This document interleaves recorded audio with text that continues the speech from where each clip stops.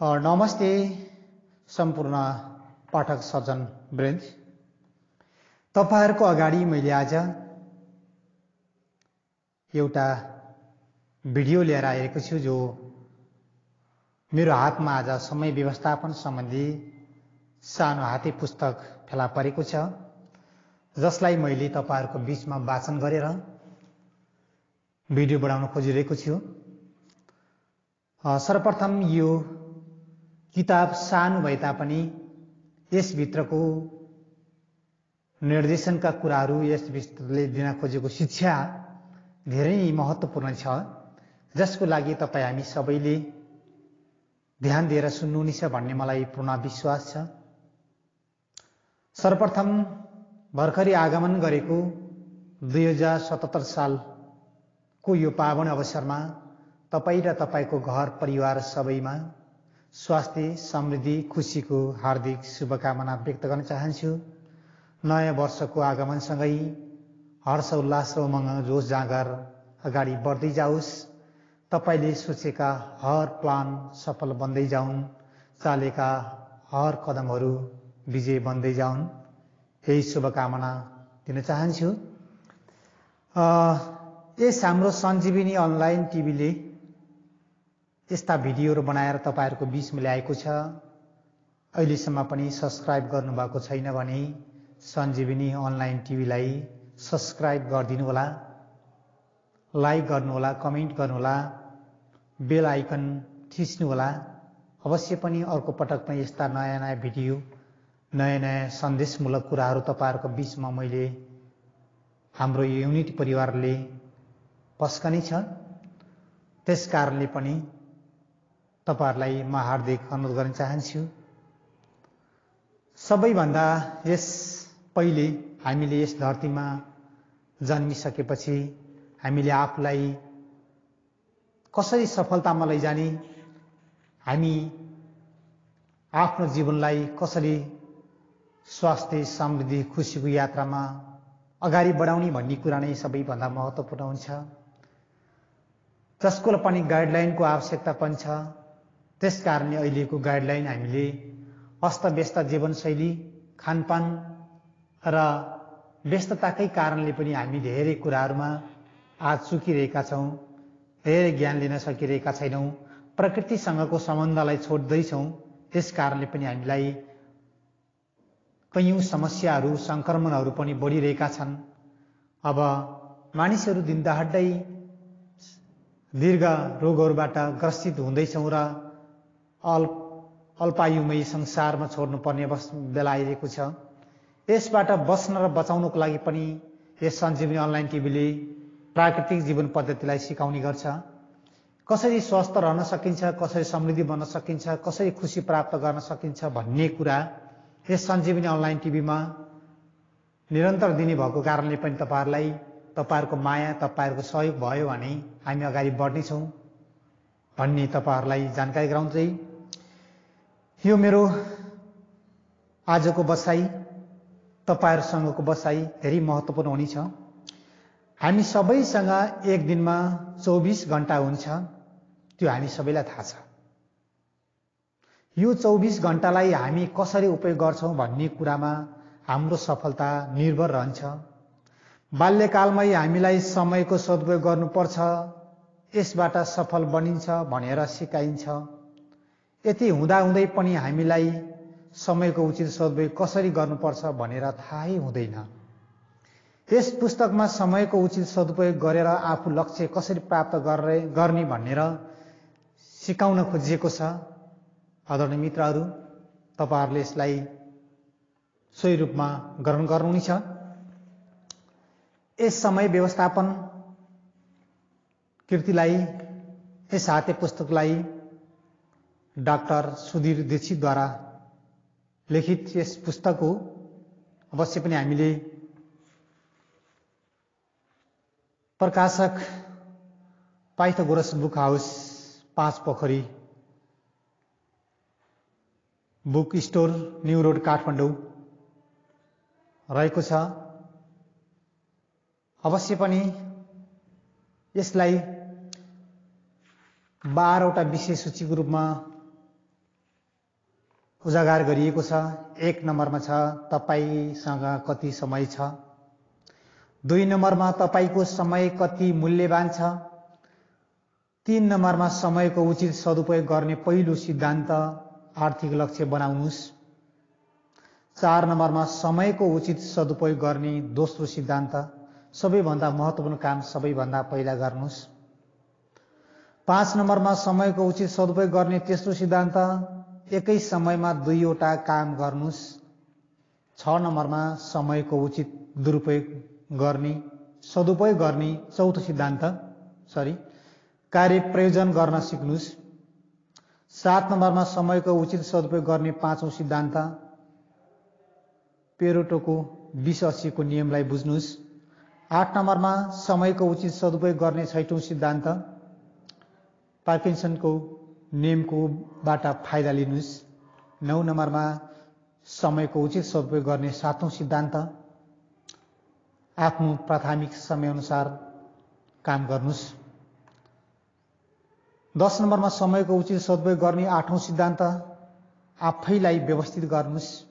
11 नम्बरमा रहेको छ समयको उचित सदुपयोग गर्ने नवौं सिद्धान्त टाइम टेबल समय तालिका बनाउनुस्। 12 नम्बरमा रहेको छ समय उचित सदुपयोग गर्ने 10औं सिद्धान्त कार्यमा लाग्नुस्। यी हामीसँग 12 वटा विषय सूची रहेका छन्। 10 वटा सिद्धान्त तपाईहरुको बीचमा छन्। म यो अन्तर्क्रियात्मक ढंगले यो भिडियो बनाउन खोजिरहेको छु। यसलाई हामीले यसलाई कर्म छ। म एकै दिनमा सबै सिद्ध्याउने रफ्तारमा जाने छैन। हाम्रो किन भन्दा पढेर सिद्ध्याउनु भन्दा पनि पढेर बुझ्ने र व्यवहारमा लागू गर्ने नै महत्त्वपूर्ण हुन्छ। त्यसै कारणले पनि म हजुरसँग यही अनुरोध गर्न चाहन्छु।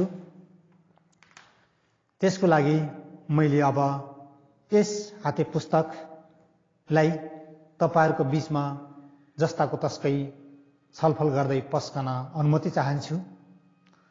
तपाईसँग कति समय छ? तपाईसँग पर्याप्त समय छैन भनेर कसरी भन्न सक्नुहुन्छ?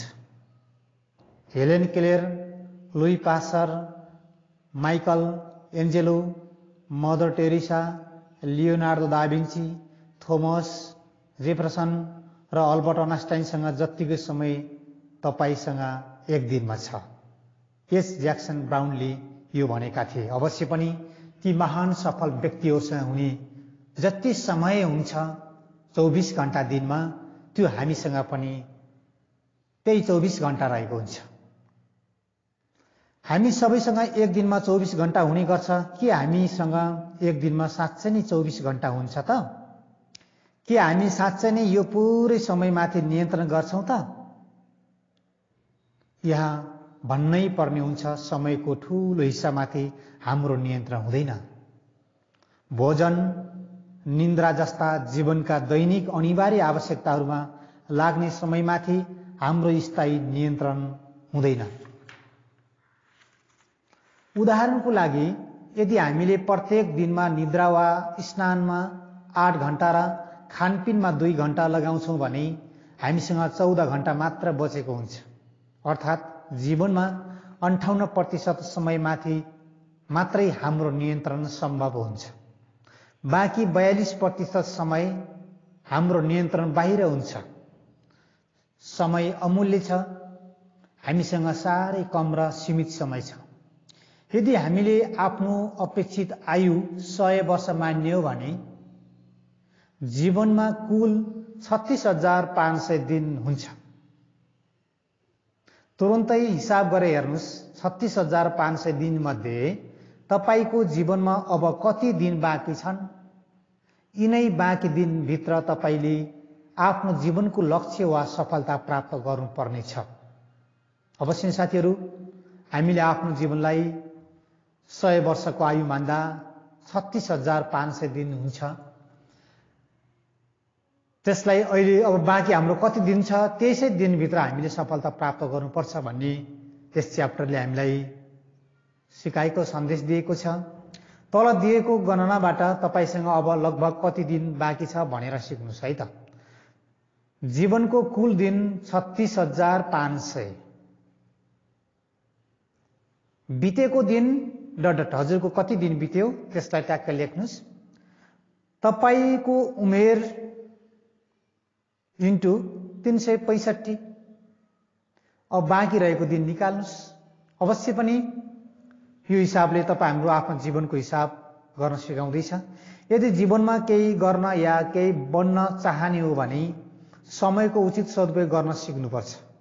बल्ल हामीले सीमित समयभित्र आफूले चाहेको सबै चिज प्राप्त गर्न सक्ने छौं। चाहे त्यो चिज धन सम्पत्ति होस्, इज्जत प्रतिष्ठा होस्, सुख समृद्धि होस् या सफलता, अवश्य पनि त्यो सबै निर्भर समयसँग तुलना गर्न जरुरी छ। त्यसकारणले पनि यो समय नै हाम्रो जीवन हो, समय नै प्रगति र सफलता हो भन्ने कुरा यस च्याप्टरले हामीलाई सन्देश दिएको छ। म दोस्रो च्याप्टरमा प्रवेश गर्न लागिरहेको छु। तपाईको समय कति मूल्यवान छ?